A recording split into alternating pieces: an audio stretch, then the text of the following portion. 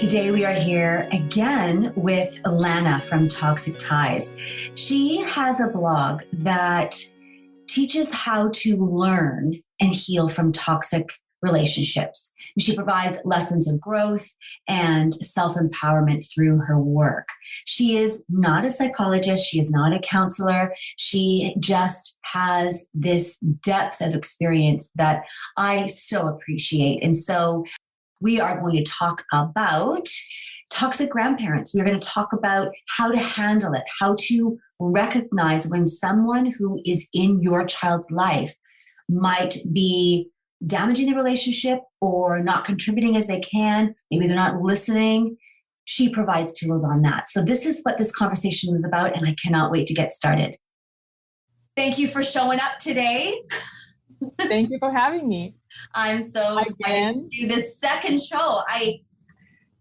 I know this is a controversial discussion because I know so many people who are connected to their mom and dad, and their mom and dad are connected to their grandchildren, and there's a measure of frustration.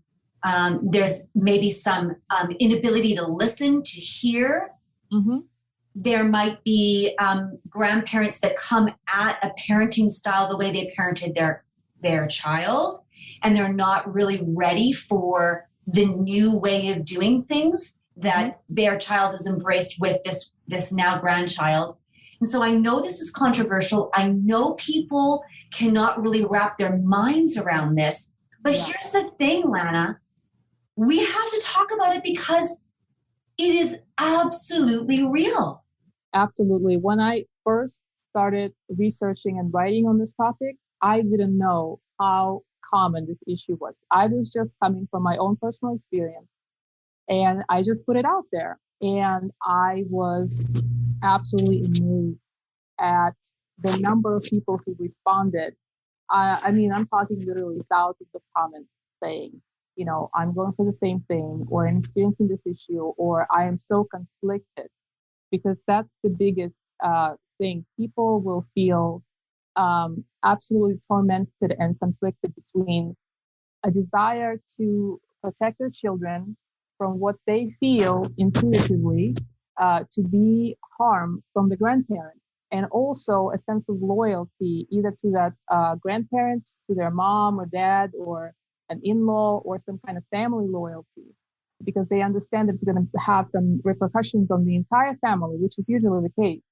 So people are truly struggling with this issue. And when I started researching it, I realized that there's a huge gap in literature, in research.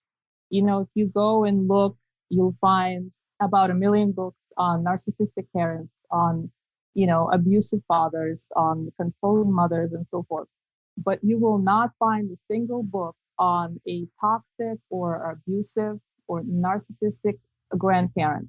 So to me, this is a reflection of the sort of cultural perception that we have, our inability or unwillingness to really look at the grandparents with the same eye that we look at everyone else in our lives, whether it's some kind of ingrained respect or some kind of loyalty or some kind of sense of like, I owe you something, but it's something that's preventing people from really addressing the issue. I mean, what you just said is amazing. And it is, there's so much to unpack in what you just said. So let's go to the beginning. People are mostly one of two things: the conflicted, tormented. And I really think that is something that I've experienced in my own life, where you go, I'm conflicted because I want to protect my child or my children. Yeah. Or it's not even to protect. I don't like that way of interacting. That is not cool.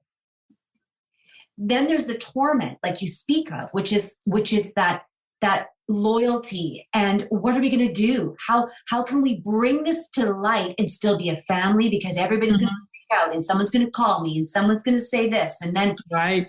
all these hidden things, and there's gossip, and there's all of this stuff, and someone's going to bring out the dirty laundry. Let's break this down, because we can't go any further until we talk about the conflicted feeling and how we address that first. Wow, that's a great question. How do you address that feeling?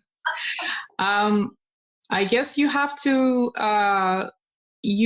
decide for yourself whether this is a situation that is truly problematic and where your children's well-being is at stake.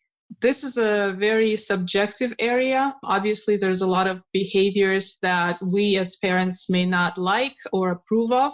Grandparents are notorious for spoiling grandchildren, too much sugar, and them go their bedtime, or trying to insert themselves into parenting decisions. So we may not like all of these behaviors, but is it something that can simply be addressed and resolved, or is it a more serious issue where you fear you bringing it up will cause a rift in the family and possibly create repercussions for months, for years, who knows? Right. So I think about, I have children, I have 4 of them. Obviously I have grandparents, and I'm pretty lucky on this because there was always a willingness when they were younger.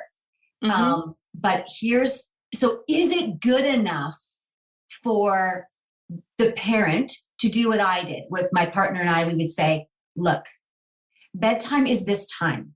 They might have a problem when they're at your home. So I need them to go down at this time.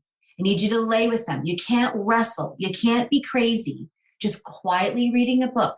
Here's why this is important. Because if this doesn't go the way it always goes, then I'm going to have hell to pay. And this is how it affects me. So is there something to say? Is it as easy as saying, this is what I need? This is how it impacts me. With my families, yes, it was that easy. But I know people who it wasn't that easy with, and the parent was just like, well, they wouldn't go down. So, we watched a movie instead. Well, yes. It can definitely happen even with the best of grandparents. So this is not to, indict anyone. It's just you have to know already, you coming from having personal experience, personal history with that person. So whether you're dealing with someone who respects your rules as a parent, who has been a good parent to you or a good parent-in-law and so forth. So if you're already dealing with somebody who has issues with that or has controlling personality, dishonest personality, manipulative personality, they may tell you, okay, no problem, but then they're still going to do whatever they want to do. Then a simple conversation will probably not suffice. That's where the biggest conflict comes in. It's not when you're dealing with normal, grandparents or older generation. It's when you're dealing with toxic people who are, from the get-go, are not motivated to respect your parental authority. They always know better. That's the bottom line. They always know better. So for a parent, this is one of the biggest issues. And one of the biggest issues why parents decide to cut contact eventually, because the grandparent will repeatedly violate those boundaries, violate the rules, and just disrespect them.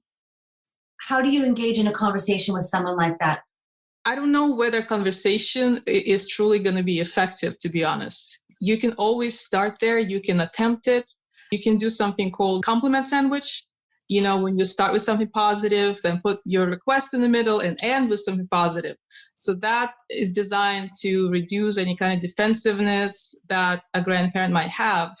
But does a compliment sandwich end up as a shit sandwich later? Exactly. So you might say something like, I really appreciate you, babysitting. But can you make sure that you, put my kids to bed at a certain time? Thank you again. We think you're great. Blah, blah, blah. So something like that with more, you have to put it in a way where they can't really refute it or get defensive. So you're not putting it in a way that is condescending.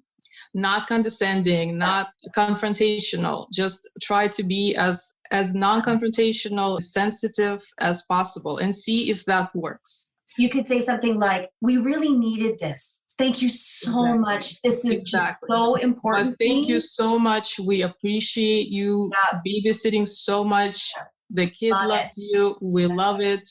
We want you to continue babysitting. We just need this simple issue to be addressed. Okay, that's good. The compliment sandwich, it works, right?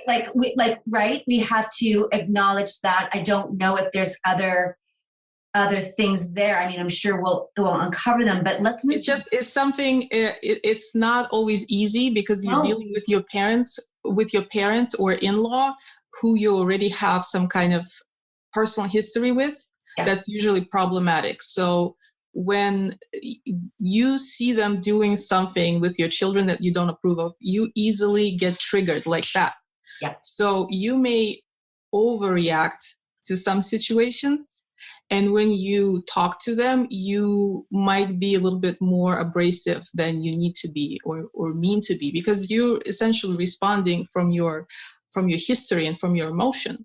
Right. So just be mindful of that and try to be as respectful and diplomatic as possible. Okay, so then when we move to torment, right. See, the thing is here, though, Lana, if you are afraid of saying how you feel because it will start chaos in the family, then that's where you get conflicted. And the truth is, this is just messy. Absolutely. I don't know if there's a better way to put it. It's just messy. No matter what, no matter the specific circumstances or specific grandparent that you're dealing with, it's just going to get messy. It is messy. Yeah. That's why a lot of the times people choose not to say anything and to kind of sweep it under the rug and maybe hope that something will change in the future. But then it doesn't. And that's when, people are forced to go no contact because they feel like, well, if the communication is not an option or there's no chance that I'm going to be heard, then I might as well just walk away. Oy. Yeah. How do you acknowledge that you are having that feeling of, look, this could degenerate? What I'm afraid of is I'm afraid that this is going to be a family issue. I'm afraid that this is going to be something that is bigger than it really needs to be. What I'm really asking, and I want to acknowledge, is that my parenting might look different from how you parented me. Mm-hmm. That needs to be okay with you. Correct. And if that's okay with you, then let's just keep this here. I want to be in relationship with you, and I want you to be in relationship with your grandchildren. I just don't want this to become something that's bigger. How does that work? Well, from personal experience, we would usually go through these periods of contact, no contact with my daughter's grandmother. Okay. Anytime any issue is brought up, it's immediately, met with counterattack or some kind of victim response. Oh, so I'm a bad grandmother. Okay, well, if that's the case, then don't bring her here anymore. So they kind of push you into the corner and saying, if you don't like something, then, we don't have to do this. Right. But of course, that's not what you want as a parent. And I don't know a lot of parents, or maybe any parents, who truly just want their kids to have zero grandparents and just want to cut contact, not think about it twice. I think that's the biggest misconception about these issues. And I've mentioned to you that I get attacked for this topic more than any other topic, because people perceive it as me bashing grandparents or me promoting family estrangement or no contact. And I emphasize it over and over that no contact is the last resort. This is when truly there is no other way to respond. And when the person is not acknowledging the damage or the abuse, going no contact is not something that I would recommend to jump to, but it's still an option. But you're saying, and you said this at the first show that we did, just as we engaged in introducing toxic relationships, you said no contact is not, it's not for the faint of heart, and it's not something that you do just because. That's right. And here's the thing. Relationships are hard work. Working on yourself, hard work. Working to collaborate with someone else on a common goal, meaning your child, hard work. Working with your spouse or your partner to maintain a healthy, happy life for the two of you, for each other, for your child or your dog or your cat or your whatever.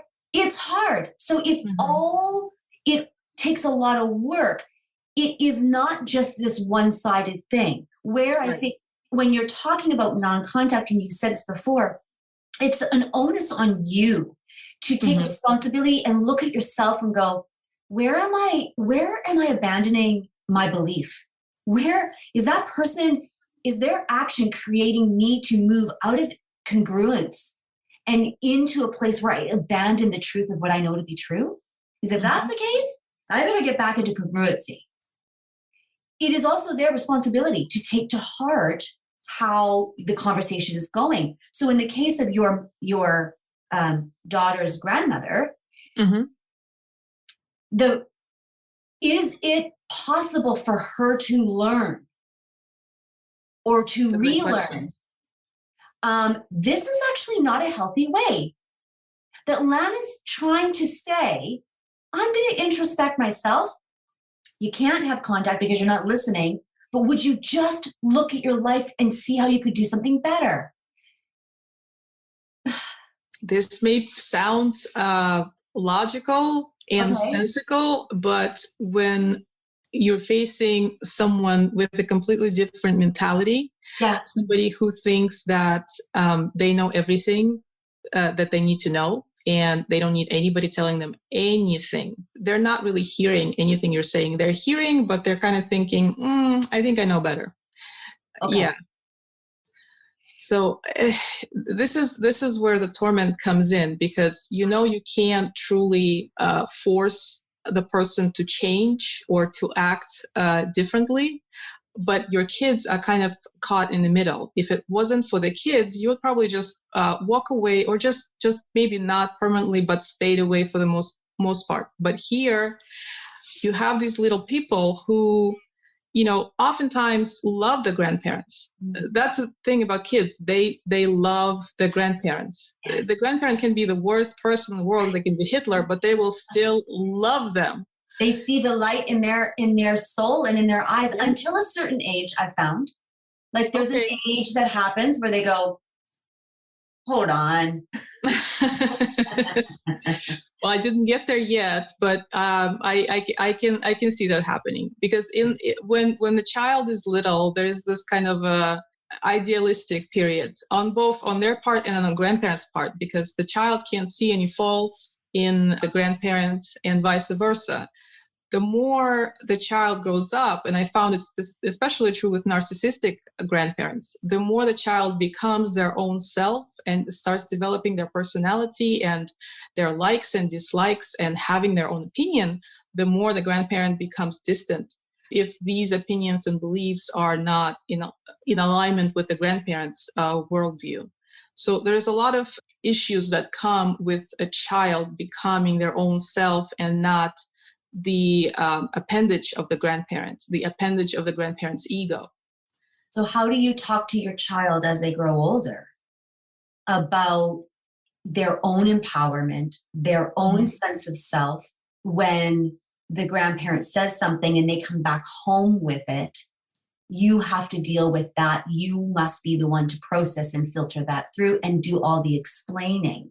Mm-hmm. How would you encourage other people to begin that process? Right. Well, I found that the children are more perceptive than we often give them credit for. You may not think that your child understands what's going on or feels the tension between the adults, but they do. And when they start having some sort of issues or tension with the grandparents, what will often happen is they will take it on and they will blame themselves. Whatever the grandparent put on them or put out there anyway, they will initially and essentially blame themselves. So as a parent, you have to catch that real fast, because this can become a part of their self-identity very quickly. Children absorb everything, especially negative feedback or criticism or anything like that the narcissistic parent or grandparent will put out there. And anyone who grew up with narcissistic parent knows that it's true. It's something that the grandparent may not even consciously do, but they constantly put you down over and over and over again. It may not even be overt. It may be through comparing you to other children, things like that. With a grandparent, the same thing. A grandparent can be comparing their grandchildren to other children or another grandchild. Again, playing favorites, maybe picking the favorite grandchild, and all the other ones are sort of left wondering what's wrong with me. So this is probably one of the most difficult aspects of this situation. How do you talk to your children? How do you address this? I, don't recommend bad-mouthing grandparents at any point. No. Depending on your child's maturity, because everyone's children are different. Sometimes a 3-year-old can be more mature than a teenager, Yeah. But depending on how well your children understand these types of situations, you can be as honest as their maturity level allows. I do favor the honest approach and not making something up. But of course, that's more a possibility with older children. When you're talking to your child, and the honesty is the best part of this, it isn't about saying grandparent is wrong. They're wrong for saying that. That's not how you're engaging in an honest conversation. The honest conversation is, how did it make you feel when you heard that? Absolutely. What happened in your body? Or what are you thinking now? And maybe, why did you choose to tell me? Right? And not asking them what to do about it, but praising them and saying, that was amazing. I am your safe person, and I am so glad that you were able to share with me what happened here. And then you walk away, and then you pick up the phone. And then you let it rip. Yeah.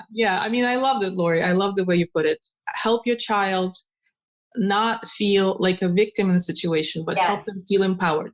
Help them connect with their feelings and not necessarily shove it down. Confirm to them that you are that safe person that they can talk to no matter what.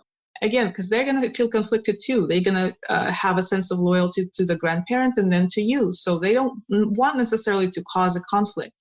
So for that reason, children will often not say anything, actually. Well, I've always said to my kids, we always share secrets. And when someone says to you, don't tell your mom, that is your first warning that you need to come home and you need to tell me right away. Because that's great. That is how it all happens. I said, and here's the difference. Someone who is healthy, someone who is balanced, who has your best interest at heart, will talk to you with confidence that you can handle something. But someone would not ever look at you and say, don't tell your mom, this is not something that I want her to know. Here's the thing that we haven't talked about.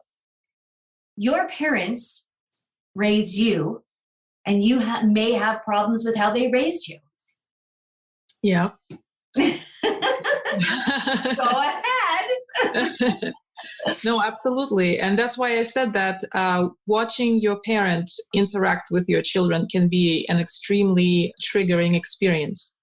It can even be a good thing because it brings up to the surface all of the issues and emotions and everything that you suppressed during your childhood. It will actually help you realize that a lot of what happened in your childhood was abusive, because now that you see it sort of from a little bit of a distance, you see it, that parent with that child, it's like everything is clearer. Because when you're a child, everything is just happens to you, and you don't really have that vantage point of understanding what it is. You certainly don't have the vocabulary. Seeing your parent with your child, it can certainly be extremely challenging experience. And again, that's also something that triggers a lot of people to go no contact. However, the triggering is not necessarily bad. This is just a sign that there's something that you still needs to heal within yourself. So that can be an opportunity to work on some of these issues, so let go of some of these past emotions, experiences, and try to move forward in a more empowered way. Could it be possible that then you would share and say, look, I've been working through some of this stuff. I know that there's, things in our history as you being my parent, all those things. Here's what I'm working on, and here's some of the things I've released and let go. Could that be something that is a platform for change and understanding? I always try to bring people into understanding. Mm-hmm. The problem is what you're saying is when someone doesn't want to learn. Yeah. And I think for the most part, grandparents want to just celebrate. Right. They want to love. They want to celebrate. They want to connect. They're usually winding down their careers and they're going, oh my God, I didn't spend a lot of time with my kids. Mm-hmm. So now I have that regret. So now I need to do that with my grandkids. And I'm showing up at every soccer game, every football game. I'm taking them here. I'm taking them there. That might really trigger the parent. Right? Exactly. So you're talking about also the opposite situation that's also triggering when your parents are so great with your kids and they weren't as parents. Yeah. That's triggering in another way. Absolutely. That can be hard too. Yeah. And it's all of these messy, weird, absolutely strange moments of interaction, of hearing an experience that happened and going, I can't believe that happened. It's a very difficult path. What is the option before non-contact? Like, where do you go? Well, usually low contact is a stopover on the way to no contact. So first you try talking. First you try setting boundaries. You see how that goes. If that doesn't work. And by the way, when I say setting boundaries, I don't mean just one time. Like you said, no candy. And then they did it again. And you say, okay, I'm out. Setting boundaries means doing it over and over and over again. Because the toxic grandparent, if they're truly toxic, they're going to test your boundaries over and over again. So you have to be firm and reaffirm those boundaries over and over. You have to make sure that they understand that you stand by and you're not going to back down. So after you've tried that, the boundaries were not respected, then you can move forward to, you have several options. You have supervised contact, okay, and you have low contact. Okay.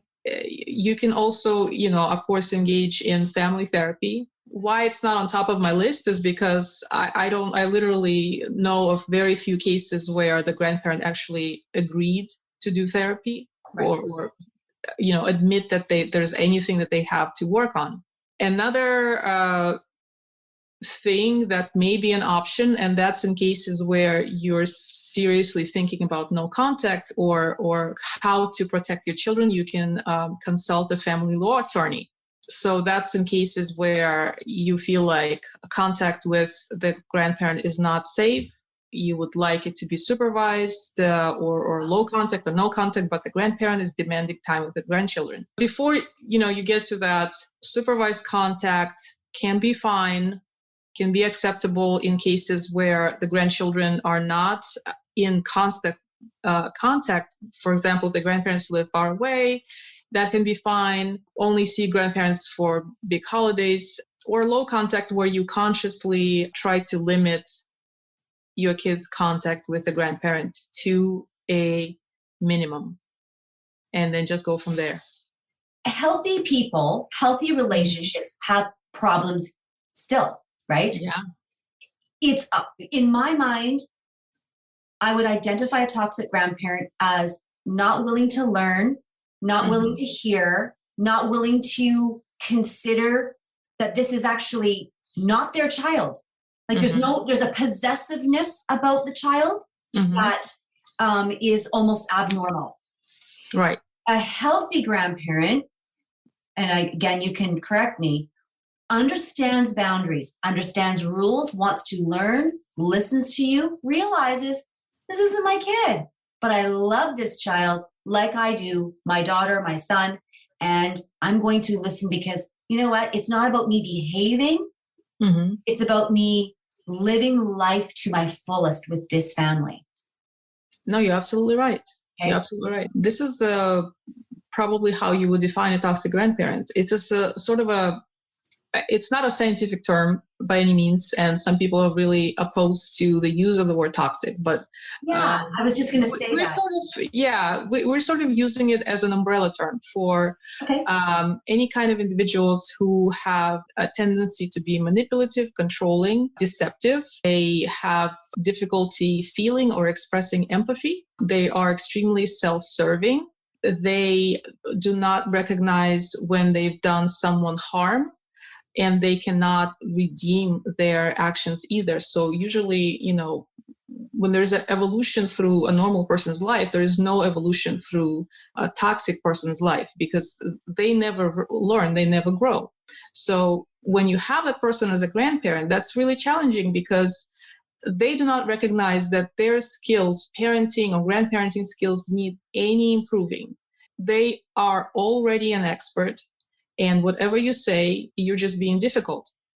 So this is how, we would define a toxic grandparent. Another way is to look at it from a psychopathology perspective and call it whether either a narcissistic personality disorder or, antisocial or borderline, whatever you have, any type of your cluster B personality disorder, which describes people, again, that have difficulty with empathy, with kindness, with seeing themselves in an objective light, have a tendency to be controlling, especially to the people they're closest to, and have a tendency to be abusive in intimate environment, but present a different face to the outside world.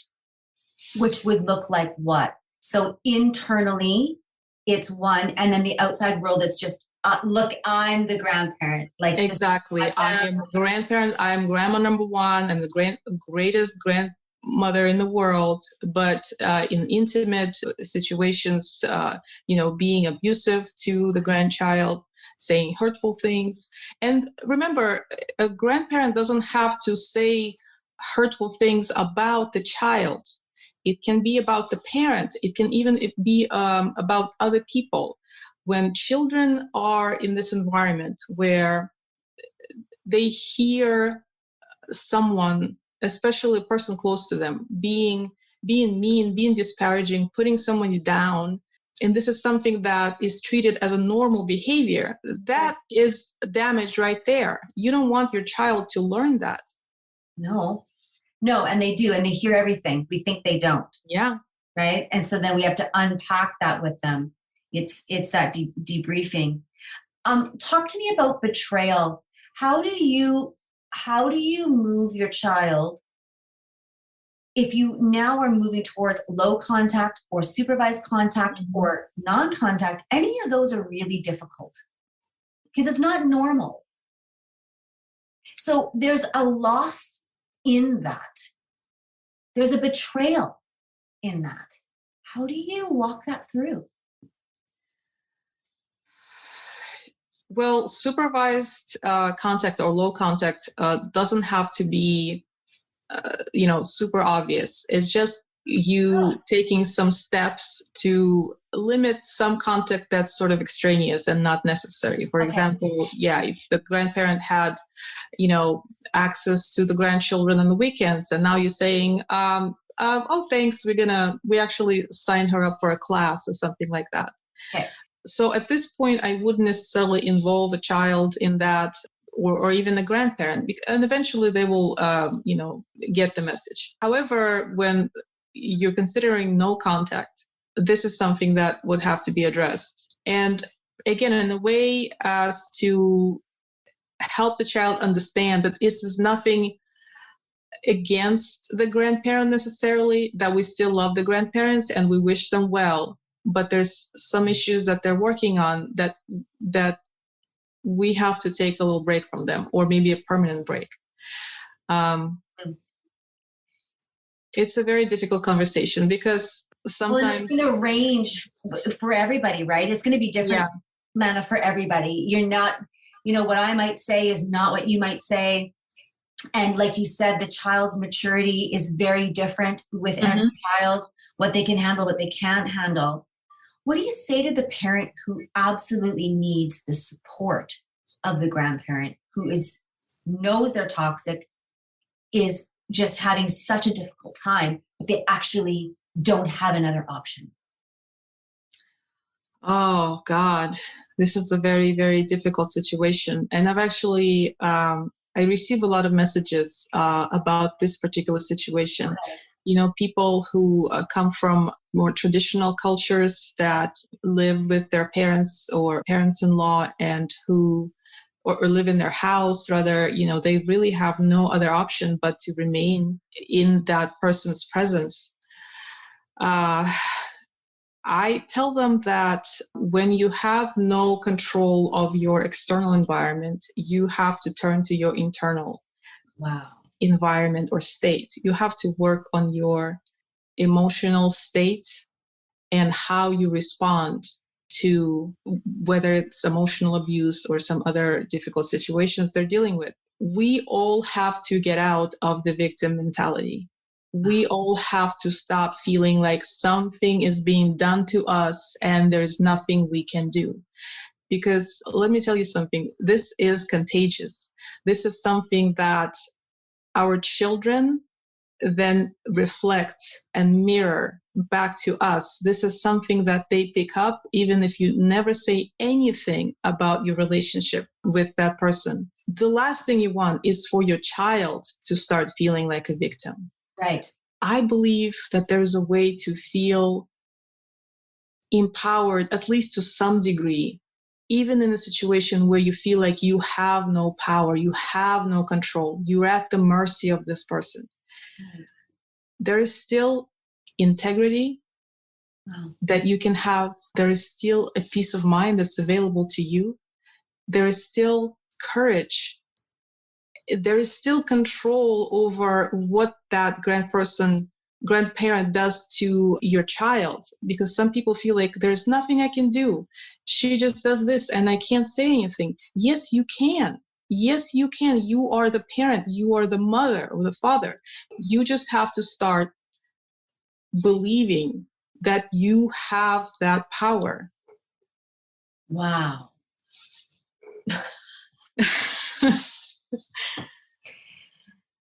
Empowered to some degree. That is really what I just heard you say, that you're not a victim, but that you can be empowered to some degree. What does that look like? Right. Well, I mean, empowered to some degree, because you can't completely remove yourself from that situation, right? So you don't have that complete control or power, or however you envision your ideal situation to be. But you are empowered in your own internal self. You are empowered to your own truth and to hold yourself accountable for that truth that you have within you. So is that something that you would echo? Absolutely. Start with education. Start with self-education and recognizing what you're going through and validating that experience. The change, the transformation happens when you start putting a label on your experience or emotional abuse that you're experiencing. Yes. When it's in the dark or in the shadows and we don't name it, or we can't, or we don't dare to, it continues to affect us and victimizes. But when you put a name to it, when you start recognizing it for what it is, somehow it loses some of its power. I don't know why. I know. You put a name to it and suddenly it doesn't have that effect on you. Oh. When you recognize gaslighting, that it's gaslighting, suddenly it loses its power. Yes. How do you stay empowered in that gaslighting? Gaslighting is brutal. I mean, it's like, I think it's one of the most subversive, anxiety driving forces that someone can do to somebody. I equate it to next to soul murder, because it's so subversive, it's so covert, it's just like this secret almost, and then there's this flame of absolute disrespect for who you are, or this untruth of who you are. Mm-hmm.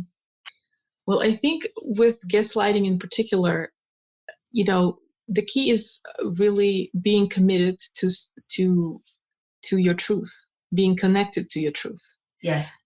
And this is something that doesn't just happen in a day. That's something that you have to develop in yourself, that faith in yourself, that confidence. So when someone challenges your truth, it doesn't just shakes and crumbles.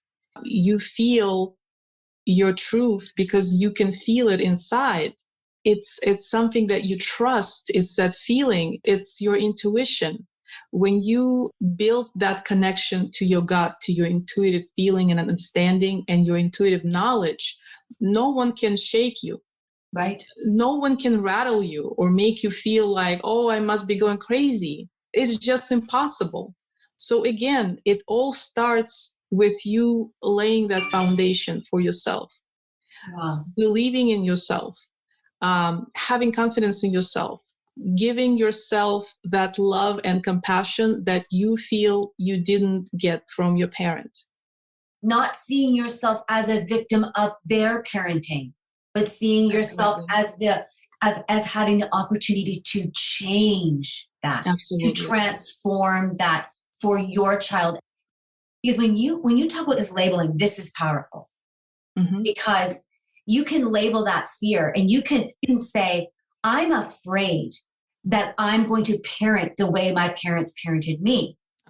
There's a phrase that goes, you cannot heal what you cannot feel. Yeah. You have to bring it all out to the surface. Once you do, a lot of that, the darkness that comes with it will dissipate. There is so much power in knowledge. I can't even begin to tell you. Just any kind of transformation in your life starts with knowledge, starts with that inkling in your mind. I have to know. And that's how a lot of people come to find these resources, whether online or books or whatever. It's just they're following that voice that tells them you need to learn about this. Yes. And that knowledge is power. Mm-hmm. And it gives you the platform to begin for your own transformation and growth. Your Instagram account is toxic.ties. Mm-hmm. You have a quote here from toxicties.com, which is your blog and website. You say, when a parent refuses to acknowledge that they've done something wrong, they invalidate their child's feelings, dismiss the pain they've caused, and fail to resolve a conflict in a way that reassures the child that they are loved and respected. I read this morning and I thought, that is the opportunity that we get to grow from. If we have had toxic parents in our lives, mm-hmm. then we get to validate our child's feelings. We get to affirm and walk them through and teach them how to lean into the pain. Mm-hmm. We get to encourage them that failure is not failure, but it is actually really just this learning, and it's a beautiful lesson. We get to redo these things. So it is removing the victim. And here's the thing. If the grandparent says, I don't want to change, I'm not ever going to change, Mm-hmm. then you have some decisions to make. You do. And you are not saying that this is easy. You are actually saying, I've had a lot of people come out and say, this is crazy conversation. Why are you saying this? And they're challenging you because it's uncomfortable. You know, our society frames family as this incredible gift, and it is. Right. If it's healthy. Right. If it's not healthy, Lana. That's what we always hear. Family is everything, right? Family is everything. And there's a false loyalty, because that is not true. If you have a gaslighting parent or grandparent, if you have someone who is not a truth seeker, who will not listen, who does not change, that's not healthy. Right. That is about them. It isn't about you. And we need to begin to move this conversation to be able to say, well, I hold my family in love, but that doesn't mean that I have to be in that unit, because there is a path of estrangement that can happen, especially if someone chooses to not acknowledge all these things that we've talked about today. So I think it's about a family structure that we need to give ourselves permission to go, this is really, it's unclean in here. It needs some cleaning up. And if no one's willing to clean, then I got to walk away. Right.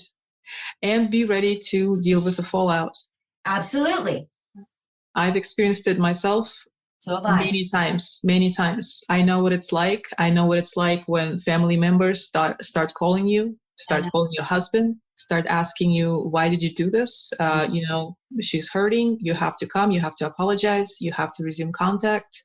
This is family. You only have one mother, and all these types of things. And it's funny because we're not denying that family is important or you only have one mother. No. But we're also not willing to say that abuse is okay, that disrespect is okay, that this unbalanced relationship is how it's supposed to be. You know, both children and parents are supposed to grow together. It starts out as this relationship between a child, this needy child that needs your guidance, needs your support and nourishment, and you are this God that provides for the child. But as the child grows up, the relationships have to shift to now the relationship between two adults, two people who are equal. Yes. And some parents, unfortunately, never get that message, never get there. They continue to treat their children as little toddlers who need their guidance and advice and everything, and who cannot decide for themselves. And if they do decide for themselves, then their decisions are always bad.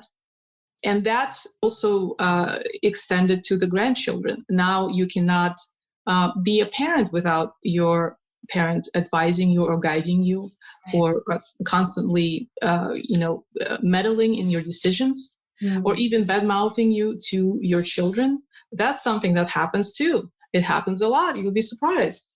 I'm not surprised. Nope, me not surprised. Yes, it is. It's true. The grandparent will use the grandchildren to triangulate, right? They'll use them as go-betweens. They'll, instead of saying something directly to you, they will use your children to deliver the message. And children will do so without realizing that they're being used, they're being manipulated. I mean, this is absolutely disgusting. Yeah, they'll say, Grandma told me to tell you, or told me to tell you, or whatever however they address their grandparent. And as a parent, you just, it's a very hurtful thing. Yeah. I hear my mother-in-law say to my child, "Oh, you're so skinny. Your mom must not feed you enough," or things like that. It seems to be addressed to her, but it's clearly a dig at me. And that's just one small example. I would even consider it harmless compared to other things that are typically being said, either to me directly or to somebody else or to my child, to whoever. This type of communication, this sort of covert, passive aggressive, manipulative thing that keeps happening, it's erosive to family, to any kind of relationship. It can be intimate relationship, it can be a relationship with a family, but the bottom line is, eventually it's going to fall apart. And this is when family estrangement happens, and not because, your daughter or your son have read my blog and decided to cut contact with you. Right. I received those messages where people say, you destroyed my family. I mean, how do you completely excuse yourself and choose to blame some stranger on the internet? But this is the type of thinking that leads to family estrangement. Yeah, because, when you think about it, that person who is saying that to you, that's just another victimized perspective, right? Like Absolutely. You did it. They've done nothing wrong. The problem was that her child read my blog and decided that she doesn't want any more contact with her. Of course, her child didn't just cut off contact. No, there is no way. There is no way. Through a process. It's not like that. That's not how it works. The biggest misconception that people have, that no contact is an easy way out. It's not. It's probably one of the most painful. It's the hardest way out. And it's not even a way out, because it still goes on unless you cut contact with your whole entire family. So this is the worst way to go. But sometimes there is literally no other way. No. And people need to realize that and stop judging their relatives if they do decide to go no contact. We're not trying to pretend that we're perfect parents or perfect people. No. It's not about pointing fingers and placing blame on somebody and saying, well, I'm nothing like this. Right. We can all exhibit this types of behaviors from time to time. Yes. Perfect example is, the silent treatment, right? This is one of the most damaging toxic behaviors. It's a type of emotional abuse that some people don't realize it is, but it is. And we all do it to some degree. When I'm mad at my husband, like, I don't want to talk. And I give him like a little silent treatment until I decide that it's okay. And that happens. And that's just one example. There's a lot of others. So we have to recognize that in ourselves, so that we're not coming from judgment. We're coming from genuine concern for our children's well-being. And we have to come from that position. When you have someone who is exhibiting emotionally abusive behaviors and are not aware of it, they're not aware of it. I don't think these problematic grandparents mean harm, or they're trying to hurt their grandchildren or children. They genuinely do not think that they're being harmful. When you try to tell them that they become completely defensive. Right. And they go into complete denial. It's when the behavior is in a consistent pattern. That's when it becomes, something that moves us into what we talked about at the beginning.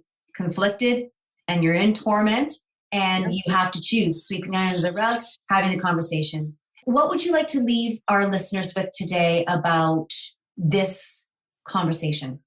I think if you're dealing with a difficult or toxic grandparent, this is a very unenviable position.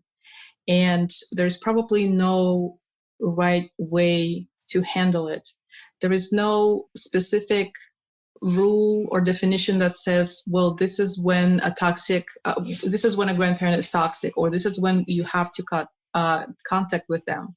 So trust your judgment, come from your own knowledge and your own sense of what's right and wrong. Nobody knows your children better than you. and nobody has their best interest at heart more than you. So come from that. The guilt, it may be something that you have to deal with. Yes, it's part of it, but it's not because you're doing something wrong. It's just something that's instilled in us culturally, socially, and especially as women, we're very prone to guilt and shame. So it's okay. Accept that feeling to some degree. Feel some empathy for yourself. This is something that a lot of people dealing with these types of situations lack is self-empathy. Wow. We judge ourselves so harshly. We demand perfection. We demand excellence from ourselves. We have to be everywhere. We have to do everything. And we have to have perfect relationships with everyone. And when we don't, we tend to blame ourselves. We tend to think, well, there must be something wrong with me then. Why can't I get along with this person or with this mother or mother-in-law or grandparent or grandfather, whoever it is? So give yourself a little break, have some self-compassion, and act from what you believe is right. Eventually, everything will fall in its place. Eventually, everything will be okay. Just don't be afraid to stand up to a toxic grandparent. Yes, they're elderly people. This is not about bashing anyone, but abuse is abuse, no matter where it comes from. If it was a boyfriend or somebody like that, you would not have allowed it to happen. You would not have tolerated it. But when it's family, we tend to give these people passes. Yes. And we shouldn't, No. Especially not when the children are involved. Yes. So that's the most important part. This has been an incredible conversation. I really look forward to these because these are the conversations that, like we said at the beginning, we don't really want to talk about, and we feel shame, we feel embarrassment, we feel guilt, because we're being told we're difficult. We are being told that, oh, suck it up, stop it.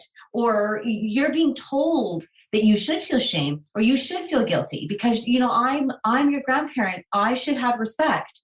It's like, right. No, what you said there is powerful. Abuse is abuse.